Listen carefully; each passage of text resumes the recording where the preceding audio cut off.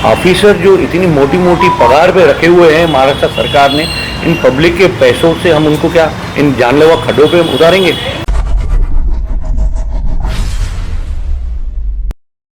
दोस्तों नमस्ते, city live में आज आपका स्वागत है। दोस्तों, जहां दुनिया या हमारा भारतवर्ष या हमारे बहुत सारे स्टेट्स या हमारे अगल बगल के शहर नई टेक्नोलॉजी, नयापन, पूरी तरह से ब्यूटिफिकेशन और दुनिया जहान में जो अच्छी अच्छी चीजें हो रही हैं उस लिए माथापच्ची कर रहे हैं, और हम उल्लासनगर में अभी भी रोड नहीं बना, पानी ठीक से नहीं आ रहा, लाइट की तकलीफें हैं, इसी बातों पर एक दूसरे को गालियां बक रहे हैं और एक दूसरे को आरोपी बना रहे हैं।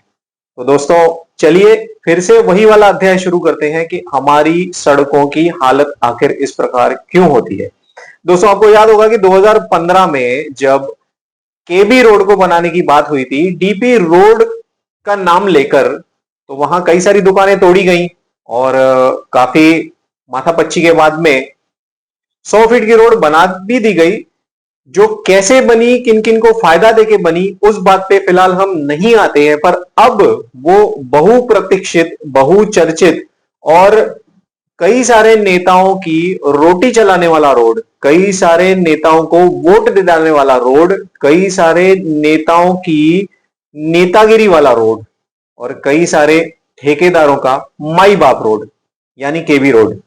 आज बात करेंगे उसी केबी रोड की, क्योंकि केबी रोड की हालत को लेकर जहां जनता पहले बखूबी आवाज उठाती रहती थी, सोशल एक्टिविस्ट बोलते रहते थे, मीडिया अपना धर्म निभाता था, अब पूर्व नगर सेवकों ने भी उस मामले में अपनी व्यथा व्यक्त करते हुए, पेपर वर्क करते हुए वहां से परेशान और हारकर अब मीडिया का सहारा लिया है।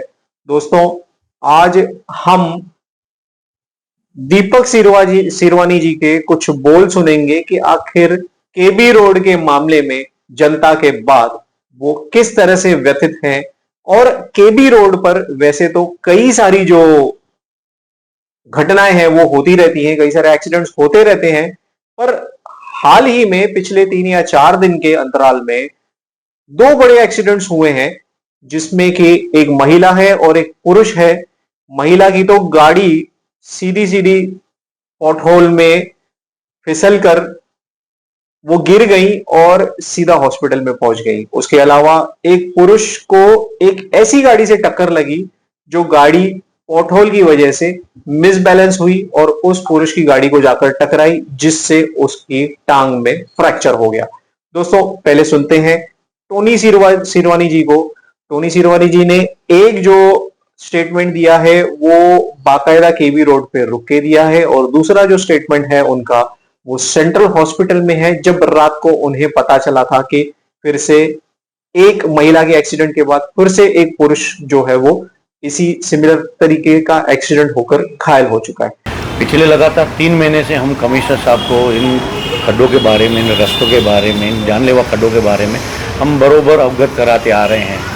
सिर्फ और सिर्फ चैम्बर में बैठ के इस शहर को ऐसी हालतों में ढकेलना ये कहाँ का उचित है, ये मेरा सवाल है कमिश्नर साहब से। आमदार साहब को कल भी मैंने बात की, आमदार साहब ने भी उनसे बात की है। 4 दिन पहले जो डांबर का काम हुआ पैनल 12 में, आज उसकी आप पोजीशन देखोगे। मैं किसी कारणवश फैमिली ट्रिप पे गया हुआ था, मेरे बगैर वो काम हुआ है। ऐसी 17 सालों में पहली बार देखा है ऐसा डांबर का काम जिसमें डांबर नहीं, कुछ भी नहीं, सिर्फ ग्रिड और रेती है। क्या ये शहर सिर्फ धूल मट्टी के लिए ही हम लोग पब्लिक को देंगे? आज का कमिश्नर, आज प्रशासक बन के बैठे हुए हैं, उनका नाम है विकास डाकने जी, तो विकास तो होना चाहिए कम से कम। आज 4 महीने हुए, धूल मिट्टी से पूरे शहर को थ्रोट इन्फेक्शन हो गया है। इनफैक्ट हर कारपोरेटर के घर पे थ्रोट इन्फेक्शन होगा। ऐसे आम पब्लिक को मरने के लिए तो हम छोड़ नहीं सकते हैं। आमदार, हर चीज़ को हम आमदार के ऊपर ढकेलेंगे। तो ऑफिसर जो इतनी मोटी मोटी पगार पे रखे हुए हैं महाराष्ट्र सरकार ने, इन पब्लिक के पैसों से हम उनको क्या इन जानलेवा खड्डों पे उतारेंगे? जैसे आपको मालूम हुआ, मुझे भी मालूम पड़ा, मेरे क्षेत्र के रहवासी है, सोशल मीडिया के थ्रू, कि आज सुबह एक दूसरा एक्सीडेंट हुआ है केबी रोड पे आनंद नगर में। मैं जस्ट उनसे मिलने आया है। ये जैसे न्यूज़ फैल रही है ऐसे ऐसे हमारे को आ रहे हैं कि ये फलाना यहाँ गिरा, वहाँ गिरा। आप पूरे शहर में खाली देख लीजिए। हम जब तक इलेक्शन होती है तब तक पब्लिक को हम भी ऐसे छोड़ नहीं सकते हैं। कोई नया आया ज़रूरी नहीं है मैं हर बार इलेक्शन जीतूँ, मेरे बाद जो आएगा वो संभालेगा। तब तक पब्लिक का कोई तो होना चाहिए जो प्रशासन तक उनकी बात पहुँचाए। हमको क्या है, हमारी लिमिटेशन छोटी है। कल हम पब्लिक को बोलेंगे जहाँ पर आप टैक्स भरते हो वहाँ पर ही जाके शिकायत करो, तो इनको चैम्बर में बैठने को नहीं मिलेगा। ऐसे पब्लिक का आज रोष है पूरे शहर। होना चाहिए काम, ऐसा नहीं यार 40 साल 35 साल के बाद ये शहर में ड्रेनेज का काम चालू है होना चाहिए, लेकिन इसको रिपेयर कौन करेगा, ये प्लानिंग किसके पास है।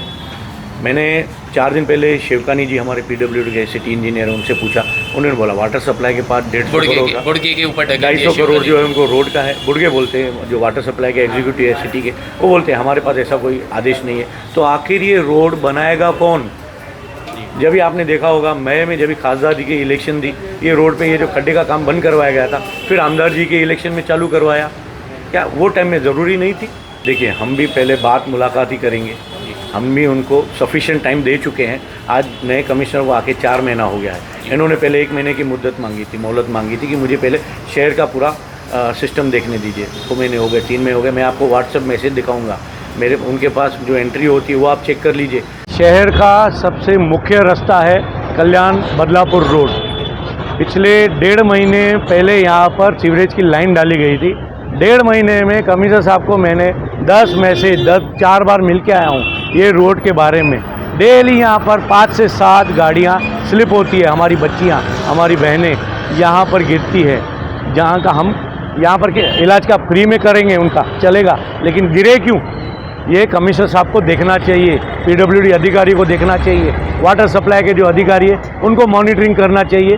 ये रीइंस्टेट करना, इनको रिपेयर करना किसकी जवाबदारी है, ये आपके माध्यम से मैं आज कमिश्नर साहब से पूछना चाहता हूँ। कितने दिन से रास्ता खोदा हुआ है? 1.5 महीने से ये रास्ता खोद के रखा है। एक ये वीनस का रोड देखिए, लाल चक्की का रोड देखिए, VTC ग्राउंड का रोड देखिए, डॉल्फिन का रोड देखिए, क्या हालत करके रखी है इस शहर की। कोई प्लानिंग नहीं है। इसको रिपेयर कौन करेगा, रीइंस्टेट कौन करेगा। PWD वाटर सप्लाई को ऊपर डाल रही है, वाटर सप्लाई बोल रहे हैं, हमारे को मालूम नहीं है ये कारोबार चालू है UMC में, प्रशासक राज में। दोस्तों तो सुना आपने पूर्व नगर सेवक दीपक सीरवानी जी को, और आपने दोनों घायलों की अवस्था भी देखी, उनकी बात भी सुनी, और उनसे जुड़े हुए लोग जो हैं उन्होंने भी बताया कि आखिर सड़कों की हालत किस प्रकार है। तो दोस्तों क्या कारण आप समझते हैं कि इतने बड़े बड़े बजट आने के बाद भी और इतने धुरंधर ठेकेदार होने के बाद भी हमारे शहर की सड़कों की हालत गांव से भी बदतर क्यों है।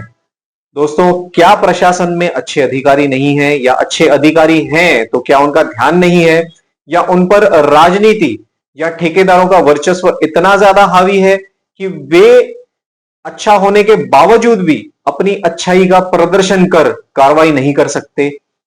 क्या महानगर पालिका में कमीशन कल्चर इतना ज्यादा हावी हो चुका है कि बजट्स होने के बाद काम शुरू नहीं होता, अगर काम शुरू हो गया तो उसमें रोड़े अटकाए जाते हैं, या काम इस प्रकार से किया जाता है कि उनके पास तकनीक ही नहीं होती, या बंदरबाट करने के बाद इतना बजट जाके बचता है कि आप अच्छी सड़क बना ही नहीं सकते। अगर अच्छी सड़क बना देंगे तो यह भी एक धारणा होगी कि आज अगर अच्छी सड़क हमने सालों साल के लिए बना दी तो फिर अगला काम निकलेगा कब। तो दोस्तों सवाल बहुत सारे हैं, क्या हमारा सिस्टम ही खराब है या हम सिस्टम को सुधारना चाहते ही नहीं है। इसमें गलती आप किसकी मानेंगे। दोस्तों जिस शहर में जनप्रतिनिधि अगर सड़कों पे उतरकर ठेकेदारों के कामों की क्वालिटी का जो भांडाफोड़ है वो मीडिया के माध्यम से करेंगे और जनता को व प्रशासन को सुजा करने की कोशिश करेंगे, तो वहां यह बात निश्चित तौर पर तय है कि कहीं ना कहीं जनता के जो जनप्रतिनिधि हैं उनमें से कुछ एक को छोड़कर मैक्सिमम जनप्रतिनिधियों को जनता की जान की कोई परवाह नहीं है। अगर उन्हें परवाह होती थी तो पिछले दशक से आज तक सड़कों की जो हालत है वो शायद नहीं होती। वे ठेकेदारों की नाक में नकेल कसे हुए रहते और प्रशासन से भी यह सवाल जरूर करते कि साहब आखिर आप जिन ठेकेदारों को काम देते हैं और इतना बड़ा जनता का बजट उनके हाथ में थमा देते हैं, तो आपके हाथ में आता क्या है? जनता के साथ एक बहुत बड़ा धोखा जो कि जानलेवा है। दोस्तों, सड़कों के मामले में आप क्या सोच और समझ रखते हैं और कहां आपको दिक्कत लग रही है कि भाई यहां अगर सुधार हो जाए तो शायद हमारे उल्लासनगर शहर को अच्छी सड़कें मिलने की उम्मीद है? हमें कमेंट के माध्यम से जरूर बताइएगा। दोस्तों, सड़कों की हालत के अगले एपिसोड को देखने के लिए और उसके निवारण को भी देखने के लिए जुड़े रहिए सिटी उल्लास लाइव चैनल के साथ। धन्यवाद।